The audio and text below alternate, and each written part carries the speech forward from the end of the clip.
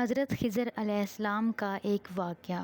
ایک مرتبہ حضرت خضر علیہ السلام دریا کے کنارے کسی سائل نے آ کر ان سے سوال کیا کہ میں آپ سے اللہ کے واسطے سوال کرتا ہوں، مجھے عنایت فرمائیے۔ یہ سن کر حضرت خضر علیہ السلام پر بے ہوشی طاری ہو گئی۔ جب کچھ ہوش ہوا تو فرمانے لگے، بھائی میں تم صرف اپنی جان اور مال کا مالک ہوں، تم نے مجھ سے اللہ کے واسطے سوال کیا ہے، لہٰذا میں اپنی جان اور ذات تمہارے حوالے کرتا ہوں، تم جس طرح چاہو اس کو استعمال میں لاؤ، بازار میں فروخت کر کے اس کی قیمت سے فائدہ اٹھاؤ۔ چنانچہ سائل ان کو بازار لے گیا اور ایک شخص دائمہ اپنے ارکم کے ہاتھ ان کو فروخت کر دیا۔ یہ خریدار ان کو اپنے گھر لے گیا جس کی پشت پر اس کا ایک باغ تھا۔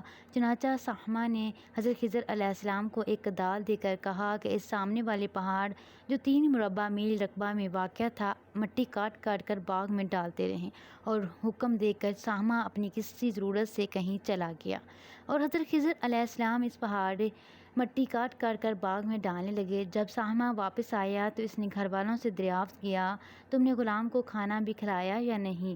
گھر والوں نے جواب دیا کہ ہمیں معلوم نہیں، غلام کہاں ہے؟ یہ سن کر جب سہمہ خود کھانا لے کر باغ میں آیا تو اس نے دیکھا کہ وہ غلام یعنی حضرت خضر علیہ السلام تمام پہاڑ کی مٹی کاٹ کر ڈال چکے تھے اور اپنے کام سے فارغ ہو کر اپنی مولا حقیقی کی عبادت میں مصروف تھے۔ یہ دیکھ کر سہمہ کو بڑا تعجب ہوا اور اس نے دریافت کیا، یہ تو بتائیے کہ آپ کون ہیں؟ یہ بات سن کر حضرت خضر علیہ السلام پر کچھ بے ہوشی سی طاری ہو گئی، اور پھر افاقہ ہونے پر انہوں نے فرمایا کہ بھائی میں تو خضر ہوں۔ جس کو سن کر سہمہ کے ہوش اڑ گئے کہ تو نے یہ کیا کیا، ان کو غلام بنا کر ایسے کام پر لگایا، یہ تو انتہائی گستاخی ہوئی۔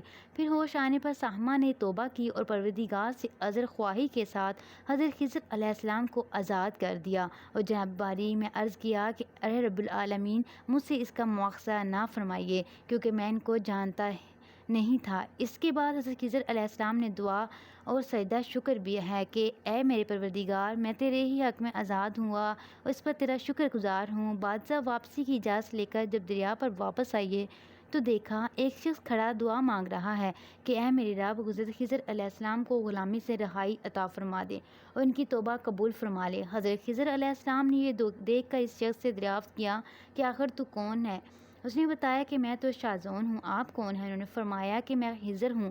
اس کے بعد شازون نے کہا، اے خضر، تم نے اپنے لیے رہنے کا مکان بنا کر دنیا طلب کی ہے، کیونکہ حضرت خضر علیہ السلام کا دریا کے کنارے پر ایک عبادت خانہ تھا۔ پس یہ سن کر وہ فوراً میدان میں نکل آئے اور وہیں اللہ کی عبادت میں مصروف ہو گئے۔ اس کے بعد حضرت خضر علیہ السلام نے اس جگہ ایک درخت لگایا، اس کے سائے میں عبادت شروع کی تو آواز آئی، اے خضر، جب تم نے درخت کے سائے میں سجدہ کیا تو تم نے دنیا کو آخرت پر ترجیح دی۔ مجھے اپنی عزت اور جلال کی قسم، مجھے دنیا کی محبت پر میں رضامندی نہیں ہے۔ اس کے بعد حضرت خضر علیہ السلام نے شازون فرشتہ سے کہا کہ اے شازون، دعا کرو کہ اللہ تعالیٰ میری توبہ قبول فرمائے۔ چنانچہ شازون نے دعا کی اور اللہ تعالیٰ سے شازون کی برکت سے حضرت خضر علیہ السلام کی توبہ قبول فرمائی۔